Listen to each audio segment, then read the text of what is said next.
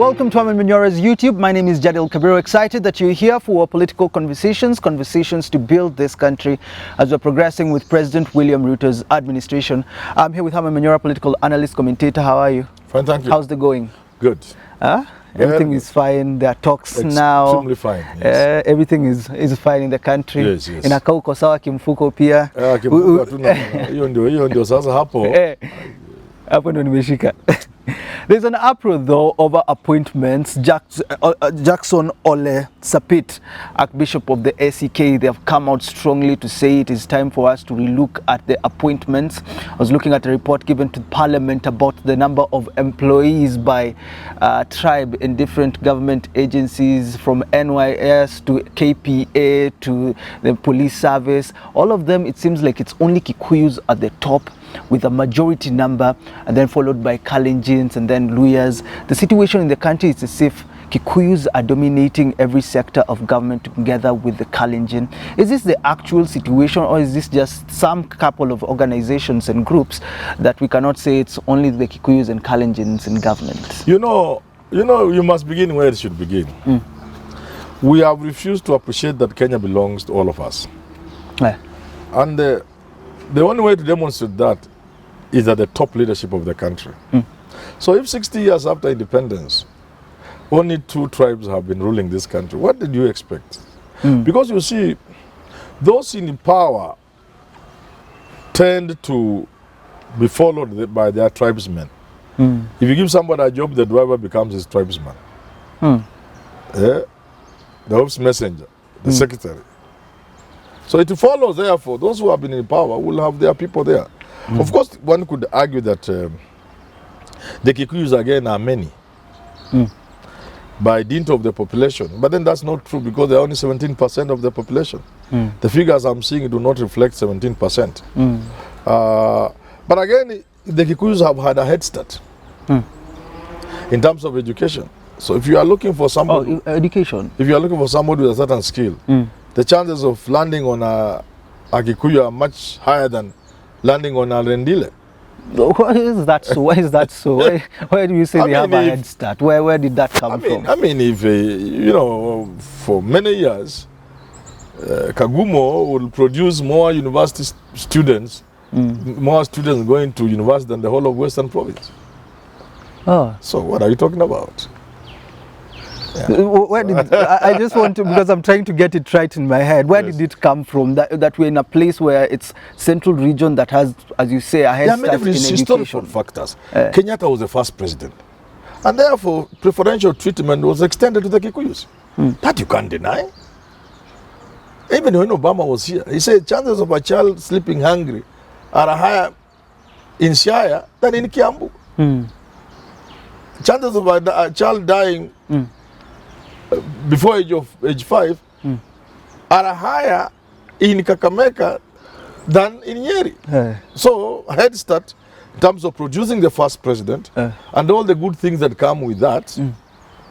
Also, access to education.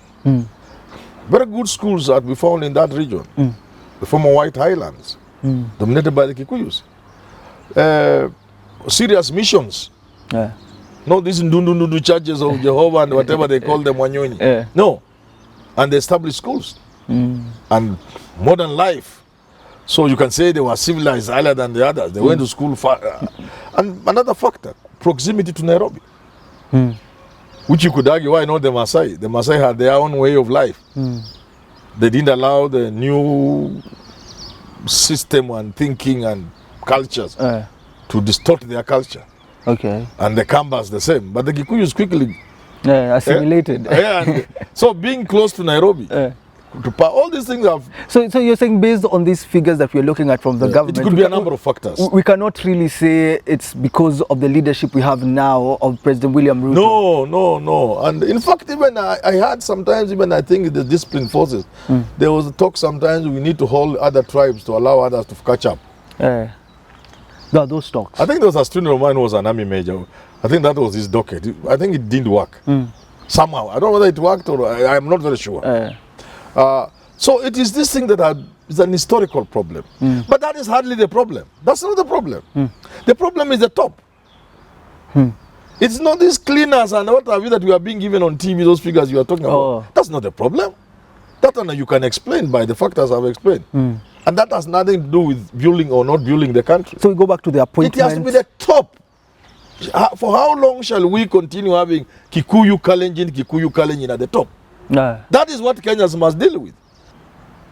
The second one, which is a consequence of the first, is we are not talking about those cleaners like I've said.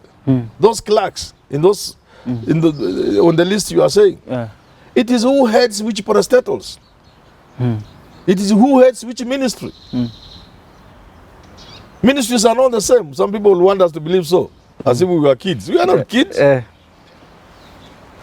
Transport and infrastructure is where the money lies. Who is there? It's a small comment. Where does it come from? You're going there. Energy. Who is in energy? Those are the big ministries. David Chichi. Who is there? The big parastatals like KPA. KAA, Kenya Airports Authority. KRA. Who holds those plum? Ni kama ng'ombe tumechinja. Usituambie kila mtu ana kipande na umeshika hooves, masikio. Nani ameshika kidari? Kidari kimeshikwa na Wakalenjin. The choice part of the meat. Even when you go to the butchery, meat is not the same price. There are different cuts. The best cut, which even goes for 2,000 per kilo, fillet, is held by the Kalenjin. The kidogo wanagawiwa wa Kikuyu. The rest are just eating matumbo. So what is the responsibility? Where's the role of the president? That's where the problem is. But these are the numbers you can explain. So you're bringing this conversation to a place where we're looking at the President William Ruto, and we are asking based on how he has made the appointments in the government. It doesn't send the signal that creates hope for the country. It doesn't. What is the danger in that? What is the danger? The danger is once people feel they are not part of a system, they can sabotage that system. That's why the modern approach to the modern industrial approach is what we call the human relations model, where workers are made to feel they are part of the organization.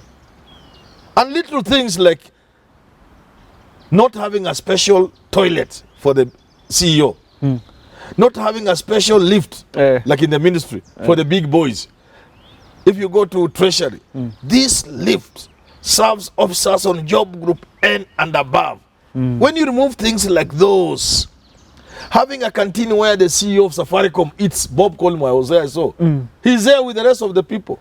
You've gone to offices these days, you see the open office concept. Hakuna mtu amejifingia officers director, people are the same place. It creates that feeling of being together. Everybody feels they are actually part of the organization, part of the company. It works in Safaricom and many of these other companies. That has been found to work miracles. So for our country, it should even be more. People in our country should be made to feel that they are willing to put down their life for the country. Do you think the president has done something when it comes to bringing hope? Because now we are looking at a situation where there's these talks of Azimio, Kenya Kwanza talks, and everyone is looking for a sign. Everyone is looking for hope because the economy is down. We're talking about now appointments based on tribes. Is the president doing something when it comes to bringing hope? It is wrong. I will tell the president anytime. I haven't met him. Somebody was reminding me I was in some place somewhere. I think I was where? Raila Club, Someone told me, you said you want to meet the president when he wins. If he wins, you knew he would not win. But you said in the unlikely event he won. I said that. You say he's a man, you'll shake him and say... Farouk has refused to let me in. I've tried. But if I met the president today, I'll tell him, Mr. President, you are writing a chapter in the history of this country. Let it be a good chapter. Let it be a book that can sell. Yes. There are many ways of rewarding friends. You see, what Ruto is doing is what is done everywhere in the world. Yes. You don't just become an ambassador from some country because you know you can be an ambassador. You don't just become a minister anywhere in the world. I don't want to mention countries because I would get in trouble. Anywhere in the world. In the world, first world, developed world economies. democracies. You don't just get a job because you know it. No. You're rewarded. You get it in the same manner Ruto is giving his people. You contributed to the campaign, morally, materially, and otherwise. You went to school with the president or somebody near in the family. There is there's Eton syndrome that has ruled in Europe, in Britain for a long time. Those who went to those premier schools, top public schools, you know, public there means private. Eton and the rest. If you went there, you'll get a good job because you rub shoulders with who is who in society. That works. What Ruto is doing is what works everywhere in the world, except the environment we are in is different because of tribe. If Kenya was a country with one tribe called Kalenjin, or let it be Luya where I come from, what Ruto is doing will be done and nobody will notice. In other words, Ruto is not looking for Kalenjins. No! Caleb Kostan is not a Kalenjin. No! It's my friend. It's not a Kalenjin. You think it's a Kalenjin? Murkomen is not a Kalenjin. They are not Kalenjins. They are people who have worked with Ruto. They are people who have sacrificed for Ruto. They actually deserve to be where they are. They are people who fought for Ruto. So Ruto is not rewarding Kalenjin. He is rewarding people who have contributed to his success in one way or the other, including materially. You get what I'm saying? I'm getting it. Now the challenge to Ruto is that these are Kalenjin, and this is a tribal country. That's where the tribal. So what do you do if you? So are you Ruto? have to be more innovative. The president must innovate, as Steve Ogola will put it. Innovate, probate, and So he must do something to reward them, but not be because seen. he's an affront on public sensitivities. The public is not liking it. What he's doing is whatever the president does across the world. But every president not all presidents have tribalism to deal with. And the perception is he's employing Kalenjin. No! Ruto has not employed one Kalenjin. Not one. Ruto has employed people who ought to be employed and given positions in any democracy, except they are now Kalenjin. Okay. And a country like Kenya, with its ethnic problem, he will land into problem. This is one of his undoing. So what he would need to do is to think around the idea. I have people who I must attend to, but they happen to be Kalenjin. What do I do to them? What do I do to them? If he came to me, I'll give him a way out. Because people have said, sometimes I put you in a ministry, like Macharia was there for Uhuru, because infrastructure had all the money. I don't need to put there Macharia. I can put Jadi there, I can put Kipnai there, I can put Okinyi there, I can put Bush there, I can put anybody. But I know how I'm operating from the back, from behind the scenes. So first of all, I mean, assuming I'm putting you there so that my people can benefit in employment or development, or I can get some little money. I mean, all these are reasons. Whatever material benefit, I don't have to put a lawyer there for me to get. I know I have to be more intelligent. Secondly, not all these people have to be made ministers and CEOs of state corporations. There are things you can give them. Give them international, support them for international business. They will be happy in Congo doing gold. Farming 2 million acres in Angola. Yes, doing oil in Angola. You put them in serious international with the state support. You can engage in serious farming in Australia. So he needs to deal with the perception. He needs to get this. What he's doing is, allow me to use the word, it's a little primitive.